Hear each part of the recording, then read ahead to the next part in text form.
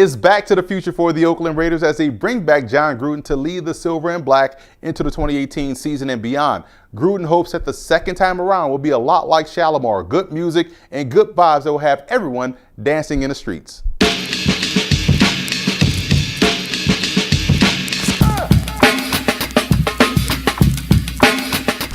Let's take a look at some of the key storylines heading into the season as we go into our 4-minute offense. The Oakland Raiders were able to lure Jon Gruden out of the comfy confines of the broadcast booth to take over the reins as the Raiders head coach, inking him to a 10-year, $100 million contract. Now, the money is definitely nice, but you can also get a sense that Gruden missed the game from that level, and having an opportunity just to sit back, watch, learn, and objectively observe, it not only allowed him to recharge his proverbial batteries, but also gave him a great deal of perspective. Too often in any field of work, the deeper you are intimately involved, the harder it is to see what you're doing wrong and what you're missing and where you have to grow. I think this will be a good second stanza for Gruden and the Raiders. Hope so too. The other major storyline dominating this offseason is a contract holdout by Khalil Mack. It would be in the Raiders' best interest to take care of Mack financially, as he's one of their cornerstone players. That's also one of the best players in the NFL at his position. Last season, Mack finished with 87 tackles and 10.5 sacks. He's the type of player that opposing teams have to game plan against. And if you're the Raiders, you don't want that opposing team to be yourself.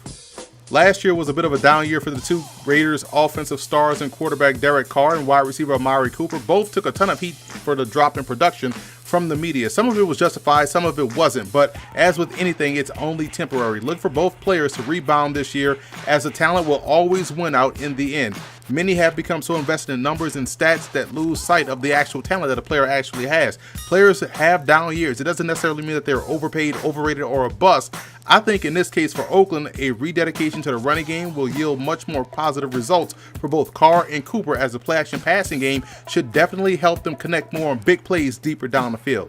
And one of the bigger questions coming into the season involves the secondary. Just yesterday, the Raiders released 2017 second-round pick Obi Melifonwu and will essentially place him on their practice squad once he clears waivers. But they were expecting him to play a big role this year, but he was never really fully healthy after last season's injury-plagued rookie year. Cornerback Gary Conley is also expected to step up and become the player they projected him to be when they drafted him last season. And they're still waiting for Carl Joseph to take that next step, and recently they just signed Dominic Rodgers-Cromartie, who will be entering his 11th year in the NFL. He's one of the 6 free agents the Raiders have brought in this offseason to strengthen the back end, so we'll see if they can take those necessary steps forward this upcoming season.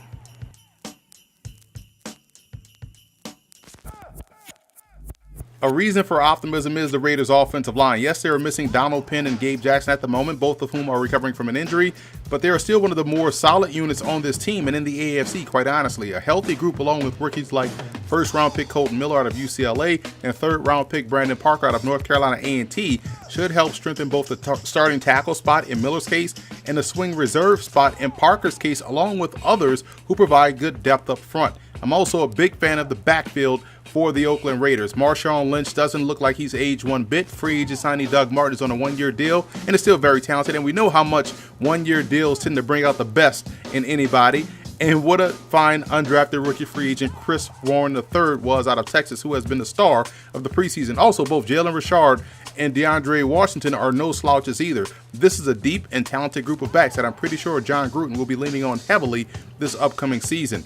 You can also be optimistic about the next wave of young defensive line stars and rookie defensive tackles Maurice Hurst and P.J. Hall and defensive end Arden Key. All 3 guys have made significant impacts this preseason and look like great picks by this front office. I would also throw in second-year player defensive tackle Trayvon Hester as well out of Toledo, who has looked really well this preseason, just building off of the flashes he showed last year as a rookie.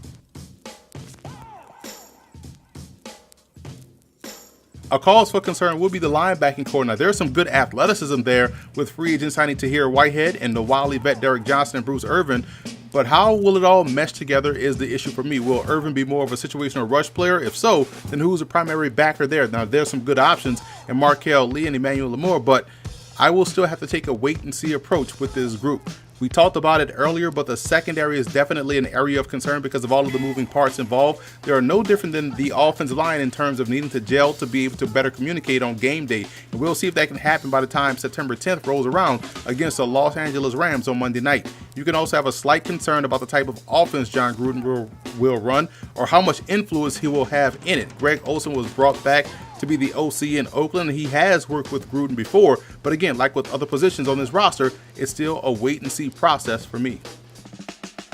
Now here are some quick takes for the Raiders as the summer rolls along. Breakout superstars this year will be both Ryan Switzer and Carl Joseph. I didn't understand why he was so underutilized in Dallas, but he will be maximized here in Oakland on both offense and on special teams. And Joseph will have a breakout year entering year 3 as he'll be put in much more advantageous situations that are conducive to his skill set. Camp surprises have been running back Chris Warren III and defensive tackle P.J. Hall, both rookies. Warren has clearly ran himself into a 53-man roster conversation with his play. The 6'3", 250-pound tailback has shown good nimbleness for a guy his size. And speaking of size, many thought that would be the downfall of defensive tackle P.J. Hall, that and his small college background, but neither are the case as he's been flat out impressive. Rookie standouts this year will be Colton Miller, not the listed Doug Martin, sorry about that mishap, and Arden Key. Miller obviously has the athleticism and the game reps will help him improve in other aspects of his game. Key looks to have come into camp with the right mindset, which is allowing him to showcase the skills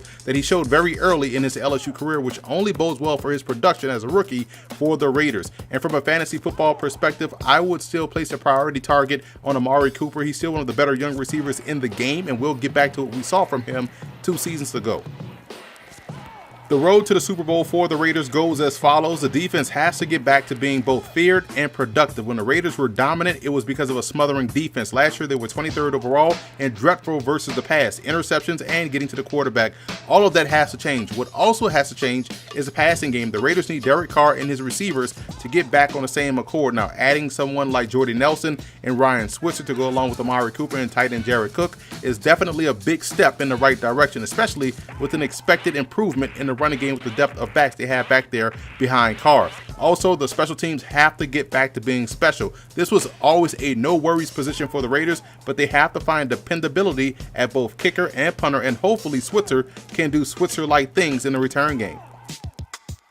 I have the Raiders finishing 4th in the AFC West. They were 6-10 last season and looked worse than their record indicated at times. This year, with a lot of new faces and factors involved, I can see this team pushing for 7 or 8 wins, which will definitely build a ton of momentum heading into the 2019 season.